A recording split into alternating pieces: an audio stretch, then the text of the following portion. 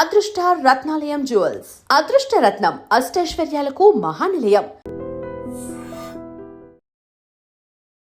నమస్కారం, welcome to I dream. ధర్మ మార్గం విత్ విజిత కార్యక్రమానికి స్వాగతం.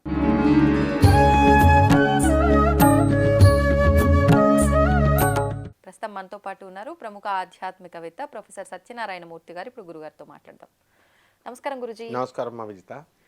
గురుజీ, చూస్తున్నాం గత కొన్ని రోజుల నుంచి బంగారం నిజంగా ఎంత వేగంగా దూసుకెళ్ళిపోయింది రేటు అంటే అంత వేగంగా. ఒక బంగారమే కాదు, వెండి ధరలు కూడా ఆకాశాన్ని అంటాయి. ఒకప్పుడు బంగారం ధరలు ఆకాశాన్ని అంటుతున్నాయని చెప్పేవాళ్ళం, కానీ వెండి కూడా దాంతో సమానంగా నేను వెళ్తా అన్నట్టుగా వెళ్ళింది.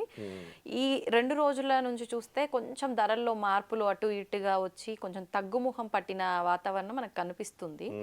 కానీ చాలా మంది అంచనా ఏంటి అని అంటే ఒక 3 లక్షలకు తులం వరకు బంగారం వెళ్తుంది, ఒక 7 నుంచి 10 లక్షల వరకు కేజీ వెండి రేటు పెరుగుతుంది అని చెప్పి అంటున్నారు. నిజంగా పెరిగే అవకాశం ఉందా, మరి ఇంకా తగ్గే అవకాశం ఉందా, ఎలా ఉంది రాబోయే రోజుల్లో? మనకి గురుడు ఇప్పుడు మిథున రాశిలో ఉన్నాడు. అంటే బుధుడి యొక్క స్వక్షేత్రం అది. అలాగే ఈ యొక్క రాహు మనకి కుంభరాశిలో ఉండడము, ఈ కొన్ని ఫ్యాక్టర్స్ని మనం అబ్జర్వ్ చేసినట్లయితే ఫ్లక్చుయేషన్స్ అనేవి ఇంటర్నేషనల్ మార్కెట్లో జరుగుతాయి. ఎప్పుడు కూడా బంగారం రేటు పెరగడము తగ్గడం అనేది మన భారతదేశాన్ని బట్టి జరగదు. ఇతర దేశాలన్నీ కూడా వాళ్ళ డిమాండ్ని బట్టి వాళ్ళు తీసుకునే నిర్ణయాలను బట్టి గోల్డ్ అనేటటువంటిది పెరుగుతూ ఉంటుంది. సో ఈ సంవత్సరం అసలే వివాహాల ముహూర్తాలు చాలా తక్కువగా ఉన్నాయి. శుక్ర మూఢమి ఈ ఫిబ్రవరి 19, 2024 సంవత్సరం 26వ సంవత్సరంలో అయిపోతుంది. అండ్ చాలా తక్కువ టైం ఉంది వివాహానికి. ఫిబ్రవరి నుంచి ఏప్రిల్ వరకు, ఏప్రిల్ 15 వరకు ఉంది. తర్వాత అధిక మాసం వస్తుంది. అధిక మాసంలో పెళ్ళిళ్ళు ఉండవు. ఎప్పటి నుంచి ఎప్పటి వరకు? మే నుంచి. మళ్ళీ మనకి మే నుంచి నాన్ స్టాప్. తర్వాత మళ్ళీ మనకి గురు మూఢం వచ్చేసింది. ఇలా అన్ని లెక్కలు వేసుకుంటే అధిక మాసం 1 నెల పోయింది, తర్వాత గురు మూఢమి 2 నెలలు పోయింది. ఇవన్నీ వేసుకుంటే మళ్ళీ కార్తీక మాసం దగ్గర నుంచి ముహూర్తాలు స్టార్ట్ అయినాయి. ఈసారి శ్రావణ మాసంలో, ఆశ్వేజ మాసాల్లో పెట్టుడు ముహూర్తాలే తప్ప ఒరిజినల్ ముహూర్తాలు లేవు.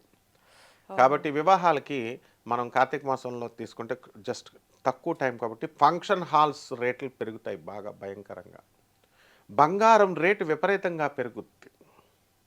అయితే ఇప్పుడు ఎంత ఉంది? 1,80,000 దగ్గర నుంచి తగ్గించుకుంటూ వస్తే యాజ్ ఆన్ టుడే మనకి 1,48,000 చిల్లర ఉందని చెప్తున్నారు. అలాగే వెండి కూడా 30,000 దాకా తగ్గింది, బంగారం ఒక 10,000 తగ్గింది, 20,000 తగ్గింది. అన్ని ఫ్లక్చుయేషన్స్ మనం చూస్తున్నాం. అందువలన బంగారము అనేటటువంటిది మీడియాలో పెరుగుతుంది అంటే డబ్బున్న వాళ్ళంతా వెళ్ళి కొనేస్తున్నారు. సో పేదవాడికి బంగారం అనేటటువంటిది అందుబాటులో ఉండడం లేదు. రేపు వివాహాల్లో ఏం అడుగుతారు? పేదవాళ్ళని బంగారం అడుగుతారు. 30,000 ఉండే కాసు తులం ఇప్పుడు 1,00,000, 2 లక్షలు రీచ్ అయిపోతే ఇప్పుడు వాళ్ళు ఎలా ఇవ్వగలుగుతారు? సో ఇది నియంత్రించాల్సినటువంటి అవసరము ప్రజలదే ఉంది. వాళ్ళు ఎందువల్లంటే నేను చెప్తున్నాను, యాజ్ ప్రభుత్వ విధానాలు ఎలా ఉంటాయంటే, బ్యాంకులో మనము డిపాజిట్లు వేసేవారు ఇదివరకు. ఇమ్మీడియట్ ఇన్ని వేల ట్రాన్సాక్షన్స్ దాటితే కనుక ఎన్ని డిపాజిట్స్ అయితే ఇన్కమ్ ట్యాక్స్ డిపార్ట్మెంట్కి డెఫినెట్గా మెసేజ్ వెళ్ళిపోతుంది. అదేవిధంగా ఈ బంగారం కొనేటటువంటి వాళ్ళకి గతంలో కూడా వీళ్ళు కొనేటటువంటి వాళ్ళకి అందరికీ కూడా ఇన్కమ్ ట్యాక్స్ వాళ్ళకి ఇన్ఫర్మేషన్ వెళ్ళడం, వాళ్ళ మీద రైడింగ్లు ఇవన్నీ జరగడము ఇవన్నీ ఉన్నాయి. ముందు ముఖ్యంగా బంగారం కొనేటటువంటి వాళ్ళ మీద రైడింగ్లు ఈ సంవత్సరం గురుడు మిథున రాశిలో ఉన్నాడు కాబట్టి జరగడానికి అవకాశాలు ఉన్నాయి. ఇది ఫస్ట్ ధనవంతులు తెలుసుకోవాలి. అంటే ఎట్టి పరిస్థితుల్లో ఉంది కదా, ఇన్వెస్ట్మెంట్ ప్లాన్ బాగుంది కదా, యూట్యూబ్లో చెప్తున్నారు కదా, బాగా పెరుగుతుంది కదా, 5 lakhs 4 lakhs ఇన్వెస్ట్మెంట్ ప్లాన్స్, ఇవన్నీ తర్వాత విషయం. ఐ యామ్ టెలింగ్ యూ, ఎవరైతే ధనవంతులు విపరీతంగా ఈ యొక్క పేదవారి నోరు కొట్టి పేదవారి పిల్లలకి ఎలా వివాహాలు చేస్తారు కొని ఇన్వెస్ట్మెంట్ ప్లాన్స్ కోసం అని కొంటే ఖచ్చితంగా గురుడు మిథున రాశిలో ఉన్నాడు. ఇన్కమ్ ట్యాక్స్ రైడింగ్స్ జరగకపోతే నన్ను అడగండి, డెఫినెట్గా జరుగుతుంది. ల్యాండ్స్ని కూడా అలాగే చెప్పారు అప్పట్లో. ల్యాండ్స్ మీద ఇన్వెస్ట్మెంట్ మంచి డిమాండ్ వస్తుంది, రేట్లు వస్తున్నాయని చెప్పేసి. ఏమైంది మరి? ఇప్పుడు స్తబ్దుగా రియల్ ఎస్టేట్ మార్కెట్ 2 years నుంచి ఎందుకు పడుకుంది? రేట్లు పెరగవు. భూమి అంటే ఇక్కడ కదలదండి, బంగారం తాకట్లు పెట్టుకోవచ్చండి చక్కగా. ఏ మాత్రం నేను ఒక హెచ్చరిక చేస్తున్నాను, మొత్తం ఎప్పుడైతే 5 lakhs దాటి ఈ యొక్క బంగారం అవుతుంది 7 lakhs అయిపోతుందని ఎవరిష్టం వచ్చినట్టు వాళ్ళు చెప్తున్నారు, అప్పుడు ఏమవుతుందో తెలుసా అమ్మా, బంగారం ధరించి బయటకు వచ్చిన వాళ్ళని పేదవాడు కొనలేడు, వాడి రీచ్ దాటిపోయింది, దొంగలు ఎక్కువ అవుతారు, పొడిచి పడేస్తారు వీళ్ళని. బంగారం ధరించినటువంటి వాళ్ళని గోల్డ్ స్నాచర్స్ వీళ్ళంతా కూడా అరికట్టడం పోలీస్ డిపార్ట్మెంట్ ఉంది కాబట్టి ఖచ్చితంగా వాళ్ళు ఆపగలిగారు. అండ్ రైల్వేలో ఇప్పుడు విండో పక్కన కూర్చున్నటువంటి వాళ్ళది పీకేస్తేనే ఎంతవరకు పాపం పోలీస్ డిపార్ట్మెంట్ ఎంత కష్టపడి చేసినా గోల్డ్ రికవరీ ఎంత, పోలీస్ డిపార్ట్మెంట్ లేకపోతే రికవరీ అన్నదే జరగదు. సో గోల్డ్ రేటు పెరగడం అనేటటువంటిది క్షేమకరం కాదు. అండ్ దీన్ని ఆపాల్సినటువంటి బాధ్యత ప్రజలదే. గోల్డ్ మాఫియా అనేటటువంటిది గోల్డ్ షాప్స్ వాళ్ళు పెంచేస్తాం, పెరిగిపోతుంది, అండ్ మీడియా యొక్క బాధ్యతది.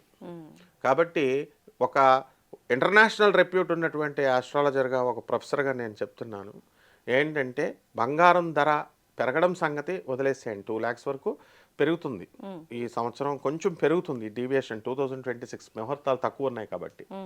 బట్ ఖచ్చితంగా ఇన్కమ్ ట్యాక్స్ రైడింగ్స్ జరుగుతాయి. అండ్ ఎట్టి పరిస్థితుల్లో ఇది ఎవరు చెప్పట్లేదు, ఇది ఎవరు టచ్ చేయట్లేదు. కాబట్టి ఈ ఇన్వెస్ట్మెంట్స్ అనేటటువంటిది మీరు ఇతర వాటి మీద కొనుక్కోండి. పేదవాళ్ళకి ఇప్పుడు కట్నాలు అడుగుతారు, నువ్వు ఎంత బంగారం పెడతావు అని అడుగుతారు పేద పిల్లల్ని. And wear should they go? Poor people యొక్క కన్నీరుని తీర్చేది ఎవరు? సో గవర్నమెంట్ ఒక రెగ్యులేటరీ కమిటీ వేయాలి. ఇది లోకల్లో జరిగేది కాదు, ఇంటర్నేషనల్ మార్కెట్లో జరిగేటటువంటి డెసిషన్స్. అంటే we have to put a full stop to that. Modi గారు ఖచ్చితంగా దీని మీద యాక్షన్ తీసుకోవాలి. నెక్స్ట్ ఇంకోటి ఏంటంటే, మనకి ఆంధ్రప్రదేశ్లో మనకి బంగారపు గని దొరికింది.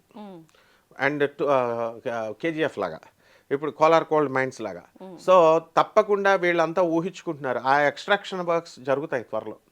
అండ్ డెఫినెట్గా 2027 నుంచి కాకపోయినా 2028 నుంచి అయినా డెఫినెట్గా ఈ యొక్క బంగారం రేట్లు డౌన్ అయిపోతాయి. ఎందుకంటే మనకి అబండెంట్ బంగారం దొరుకుతుంది ఇప్పుడు. అండ్ సౌత్ ఆఫ్రికా ఇలాంటి కంట్రీస్లో ఏసీవై రెడ్డి గారిని మా ఎమ్మెల్యే గారు వాళ్ళంతా రాజమండ్రికి సంబంధించిన వాళ్ళ మనవలే. ఇప్పుడు నా స్టూడెంట్స్ వాళ్ళంతా they are doing the gold mines business. అక్కడ ఇంత లేదు. గోల్డ్ మైన్స్ ఒరిజినల్గా మైన్స్ బిజినెస్లు చేస్తున్నటువంటి వాళ్ళకే ఇంత ఇది లేదు. కాబట్టి ఇది అంతా అపోహ. కేవలము బంగారం 5 లక్షలు అయిపోద్ది, 4 లక్షలు అయిపోద్ది, 3 లక్షలు అయిపోద్ది. This is all non sense. ఈ సంబంధం లేనటువంటి వాళ్ళు చెప్పేటటువంటి మాటలు ఇవన్నీ కూడా. అండ్ వ్యూస్ కోసమనో లేకపోతే వాళ్ళ రెప్యుటేషన్ కోసమనో చెప్పడం తప్పు. ఇది బంగారం 2 lakhs మించి దాటదు. ఎట్టి పరిస్థితుల్లో 2026కి 2 lakhsకి వెళ్తే వెళ్ళొచ్చు ఎండింగ్కి. అండ్ ఫ్రమ్ 2027 నుంచి మీకు ఈ యొక్క డౌన్ఫాల్ అనేటటువంటిది ఎంతవరకు డౌన్ అయ్యే ఛాన్సెస్ ఉన్నాయి? గ్యారంటీగా మళ్ళీ స్టాండర్డ్గా 1.75 దగ్గరికి వచ్చి స్టక్ అవుతుంది. 1.75. అండ్ ఈ బంగారం కొనేటటువంటి వాళ్ళలో మనం కనుక చూసుకుంటే కుంభరాశి వాళ్ళు, కర్కాటక రాశి వాళ్ళు ఎక్కువ ఉంటారు. అవునా? ఎందుకంటే దానికి లింకులు ఉన్నాయి. కుంభరాశి వాళ్ళు ఏమంటే, గురుడు 5వ ఇంట్లో ఉన్నాడు, హూ కెన్ స్టాప్? ఏమంటే 7 సంవత్సరాల నుంచి నేను చాలా కుంభరాశి ఇంకా ఎంత గురుగారు, పంచగ్రహ కూటములు వచ్చేస్తున్నాయి, ఏలినాటి శని ఉంది, ఎన్ని సంవత్సరాలు నేను బాధలు పడాలి అని కుంభరాశి వాళ్ళు చాలా బాధపడిపోతున్నారు. ధనకారకుడు మీకు గురుడు, లాభకారకుడు మీకు గురుడు. ఎవడు మిమ్మల్ని ఆపేది? కిలోలు బంగారం కొనేది ఒక కుంభరాశి వాడే. మళ్ళీ అదేవిధంగా కర్కాటక రాశిలో గురుడు బ్రహ్మాండంగా ఉచ్చస్థితిలో పెరిగిపోతున్నాడు. కర్కాటక రాశి వాళ్ళు కూడా విపరీతంగా కొనేస్తారు. అందువలన చక్కగా బంగారం అనేటటువంటిది నెక్స్ట్ ఇయర్ వరకే ఉంటుంది ఆ హవా. 2 lakhs ఇక్కడ, జస్ట్ ఒక 20,000 నెక్స్ట్ ఇయర్ 2027. అండ్ 2.2 దాటదు. 30-40 వేలు పెరిగినప్పటికీ మళ్ళీ 1-2 లక్షల లోపే మళ్ళీ వచ్చే అవకాశాలు రావాల్సిందే. గురుజీ, ఈసారి రాబోతున్న అమావాస్య ఒక్కటే కాదు, పంచగ్రహ కూటమి ఏర్పడబోతోంది, దాంతోపాటు సూర్యగ్రహణం కూడా ఉంది. ఈ 3 కలిసి ఒకే రోజున రావటం వల్ల కొన్ని రకాల ఇబ్బందులు రాబోతున్నాయి అని, అదేవిధంగా కొన్ని రకాల వారికి మంచి జరగబోతోంది అని అంటే మనం వింటూ ఉన్నాం. అసలు ఏం జరగబోతోంది ఈ 3 ఒకే రోజున రావటం వల్ల? Too many cooks spoil the broth అనేది సామెత. ఎక్కువ మంది వంట చేస్తే ఒకడు ఉప్పు ఎక్కువేమంటాడు, ఒకడు కారం ఎక్కువేమంటాడు, ఇట్లా సలహాలతో మొత్తం వంట పాడైపోతుంది. అంతే. అందువలన చతుర్గ్రహ కూటమిలో నడుస్తూ మనం పంచగ్రహ కూటమిలోకి ఎంటర్ అయ్యాం. ఎవరు వాళ్ళు? రాహువు, రవి, కుజ, బుధ, శుక్రగ్రహాలు అన్నీ కలిపి కుంభరాశిలోకి వస్తున్నాయి. దీన్ని పంచగ్రహ కూటమి అంటాం. దాని తర్వాత మనకి ఈ యొక్క అమావాస్య కూడా ఆ తిథి రోజున వస్తుంది. అమావాస్య అంటేనే చాలా పవర్ఫుల్. అవును. పవర్ఫుల్ దేనికి అందరూ ఏమనుకుంటారంటే అమావాస్య క్షుద్ర సాధనలకు మాత్రమే అనుకుంటారు. అవును. కాదు, నెగిటివ్ సాధన దేనికైనా సరే అదే. తర్వాత సూర్య గ్రహణం, ఎప్పుడైనా సరే గ్రహణము అమావాస్య అనేటటువంటిది కలిసి వస్తుంది. పంచగ్రహ కూటమి కూడా వచ్చింది కాబట్టి ఇది మోస్ట్ పవర్ఫుల్ సాధన చేసేటటువంటి వాళ్ళకి. ఓకే. అయితే కుంభరాశిలో ఉన్నటువంటి వాళ్ళకి మాత్రము మనస్సు చంచలంగా ఉంటుంది. ఆ తర్వాత వీళ్ళకి శుభమైనటువంటి ఫలితాలను ఇవ్వదు, అందులోనే పట్టింది కాబట్టి. అలాగే మీనరాశి దగ్గరికి వచ్చేసరికి వాళ్ళకి ఆదాయాలు బాగా పెరగడం జరుగుతాయి. మేషరాశి వారికి ఏలినాటి శని జరుగుతుంది and it will give you wonderful results. కర్కాటక రాశి వారికి వాళ్ళకు అనుకున్నదల్లా సాధిస్తారు. మిథున రాశి వాళ్ళకి శత్రు పీడపోతుంది. వృషభ రాశి వారికి ఇక తిరుగులేదు ఆదాయాల్లో. సింహరాశి వాళ్ళకి ఉద్యోగ గండం, మనశ్శాంతి లోపం. కన్యా రాశి వారికి భర్తల వల్ల గండం, భర్తల వల్ల తలపోటు, హెడేక్. అండ్ తులారాశి వాళ్ళకి కోర్టుల సమస్యలు. వృశ్చిక రాశి వారికి కొత్త కొత్త పరిచయాలు ఏర్పడడం, కొత్తగా అప్పులు అడగకుండా ఇచ్చేయడం, జేబులో పెడతారు అప్పులు, ఇల్లు కట్టుకో ఉంచుకో అని అట్లా. తర్వాత ఇక ధనుసు రాశి వారికి ఎన్నో సంవత్సరాలుగా బకాయిలు ఉన్నటువంటి అప్పుల్ని, లాసుల్ని అవన్నీ కూడా పోవడం జరుగుతుంది. ఇక మకర రాశి వారికి వచ్చేసరికి ఈ పంచగ్రహ కూటమి ఇవన్నీ కూడా కాంబినేషన్, గుడ్ కాంబినేషన్ అయ్యి వాళ్ళు విజయాలు, అనుకున్న పనులు, పెండింగ్లో ఉన్న పనులన్నీ కూడా సక్సెస్ చేసుకుంటారు. ఇది ద్వాదశ రాశుల వారికి జరిగేది. ఇక మంత్రశాస్త్రపరంగా మనము అందరికీ కూడా అప్పులు ఉన్నాయి, ఏం చేయాలో తెలీదు. అందరికీ కూడా డబ్బు కావాలా, ఎలా ఆకర్షించుకోవాలో తెలీదు. ధనాకర్షణ, జనాకర్షణ ఇవి కావాలి. ఆరోగ్య సమస్యలు ఇవన్నిట్లకి పోవడానికి ఇది బ్రహ్మాండమైనటువంటి సమయం. ఎవరు ఏ మంత్రాలు తీసుకున్నారో వాళ్ళ గురువుల దగ్గర ఆయా మంత్రాలని సెల్ ఫోన్ ప్రతిరోజు రీఛార్జ్ చేసుకున్నట్టుగా మళ్ళీ వీళ్ళందరూ కూడా రీఛార్జ్ చేసుకోవడానికి సరైనటువంటి సమయం. ఇక్కడ మనకి మంత్రశాస్త్రం మీద ఇప్పుడు ఏమైందంటే నదీ స్నానాలు, ఆ రోజు సూర్యగ్రహణానికి విడుపుల స్నానం ఉంటుంది. ఆ నదుల్లో, జీవనదుల్లో సముద్ర స్నానాలు చేసుకోవచ్చు. పట్టు విడుపు స్నానాలతో నడుములో నీళ్ల దగ్గరికి వెళ్ళి జపతపాలు చేసేటటువంటి వాళ్ళకి విశేషమైనటువంటి ఫలితం లభిస్తుంది. కానీ మన దగ్గర గ్రహణం కనిపించట్లేదు అంటున్నారు గురుజీ, ఉందా లేదా? గ్రహణం మన ట్రాన్స్పరెంట్గా ఉంటుంది, అంటే మనకు కనబడదు. బట్ ఆకాశంలో జరుగుతున్నటువంటి ఆ వింత మనం పెట్టుకుంటాం. ఎలా అంటే తెలంగాణ, ఆంధ్రప్రదేశ్ రెండు విడిపోయినాయి పేపర్స్ మీదే, కానీ సేమ్ అంతకుముందు ఎలాగున్నారో కలిసి అలాగే ఉంటారు. కాబట్టి ఖగోళంలో జరిగేది దేశాల రీత్యా విడిపోయింది అని చెప్తాం. మనకు సంబంధం లేదు, వాళ్ళకి సంబంధం అమెరికన్స్కి ఇట్లా చెప్పుకుంటాం. అది ఏం కాదు. ఖగోళంలో, విశ్వంలో ఈ యొక్క భూమండలం మీద జరిగేటటువంటి దీన్ని అందరికీ అప్లై అవుతుంది. కాబట్టి ఈ యొక్క మంత్రజపం చేసుకోవడానికి ఏముంది, చక్కగా అప్పుల బాధలు తొలగిపోతాయి. దీంట్లో మనం చక్కటి అమ్మవారి మంత్రాలు తీసుకునే వాళ్ళు, బాలా త్రిపుర సుందరి మంత్రాలు, లలితా సహస్ర నామాలు చదివేవాళ్ళు, విష్ణు సహస్రాలు చదివేవాళ్ళు, ఇలా ఎవరి సాధనలో సౌర మంత్రాలు చదివేటటువంటి వాళ్ళు, వీళ్ళందరూ కూడా ఎవరి మంత్రాలు వాళ్ళు జపం చేసుకోవడానికి ఇది చాలా బ్రహ్మాండంగా ఉంటుంది. ఆ తర్వాత ఈ పాలతో శుద్ధి చేయాలి గ్రహణం అయిపోయిన తర్వాత. అంతకుముందు విగ్రహాలన్నీ కూడా కడుక్కోవాలి. అలాగే దేవాలయాలు 9 గంటల ముందు ఈ యొక్క ఎఫెక్ట్ అనేటటువంటిది పడుతుంది. గ్రహణం ముందు షోలా అంటారు, గ్రహణ షోలా అంటారు. సో ఆ విధంగా గ్రహణాలకి మనం ఇంట్లో నుంచి బయటకు రాకుండా ఉండడము ఇవన్నీ కూడా మనం చేస్తూ ఉంటాం. నార్మల్గా గ్రహణ సమయంలో నియమాలు ఇవి. అంటే ఈసారి లేదు కాబట్టి మనకు ప్రభావం, మరి నియమాలు ఇప్పుడు కూడా పాటించాలా, ఇవన్నీ అవసరం లేదా? పంచగ్రహ కూటం ఉందిగా, పంచగ్రహ కూటం ఉంది కాబట్టి పంచగ్రహ కూటం ఉంది. అండ్ మంత్రశాస్త్ర జపాలకి మనం చేసుకోవడానికి ఇంకా మిగతా నియమాలు పాటించాల్సిన అవసరం లేదు.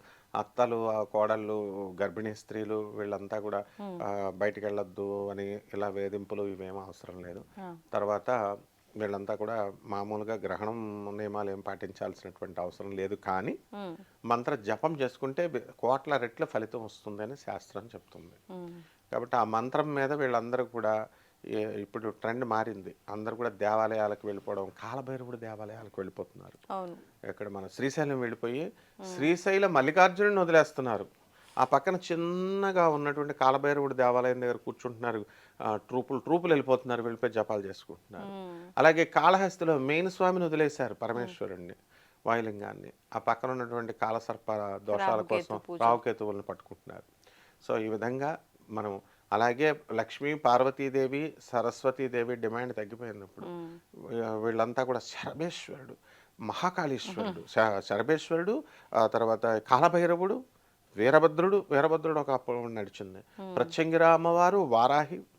ఇప్పుడు చక్కగా వీళ్ళందరూ కూడా సాధన చేసుకుంటున్నారు. ఇందులో విశేషించి తెలుసుకోవాల్సింది ఏంటంటే, ఎవరి సాధనలు వాళ్ళు చేసుకోవచ్చు, కానీ ప్రత్యంగిరాదేవి బ్యాడ్ పబ్లిసిటీ అయినంతగా ఎవ్వరు కూడా అంత అన్పాపులర్ చేశారు అందరూ కలిసి. ఆమెను ఎవరి ఇష్టం వచ్చినట్టు వాళ్ళు, అందులో ఒకడికి సిద్ధవలేదు ఆ మంత్రాలు. సో అలా ఎవరి ఇష్టం వచ్చినట్టు వాళ్ళు చెప్పడం వల్ల ప్రత్యంగిర ఉపాసకులు పాపం భయపడుతున్నారు. ఇందులో క్లారిటీ ఏంటంటే, ఏ దేవతారాధన అయినా, ప్రత్యంగిరం అనండి, వారాహి అనండి, యక్షిణి అవనండి, ఎవరు ఏ రకాల దేవతలు, శివుడు, శరభేశ్వరుడు, ఎవరైనా సరే ఏ సాధనలో బ్యాడ్ చేయవు ఎప్పుడు కూడా. కాబట్టి ఆ అపోహల్ని తొలగించుకొని వీళ్ళందరూ కూడా జపాలు పూర్తి కాన్ఫిడెన్స్తో, మంత్రం మీద రెస్పెక్ట్ ఉండాలి, మంత్రం పిలిచిన తర్వాత ఆ దేవత మీద రెస్పెక్ట్ ఉండాలి, ఆ దేవత వచ్చేస్తుంది. కాబట్టి చక్కగా మంత్రజపం చేసుకొని సిద్ధి చేసుకుంటే అప్పుల బాధలు తొలగిపోతాయి, కోరినటువంటి అభీష్టం కోరికలన్నీ కూడా తీరిపోతాయి అమ్మా. ధన్యవాదాలు గురు. ధన్యవాదాలు.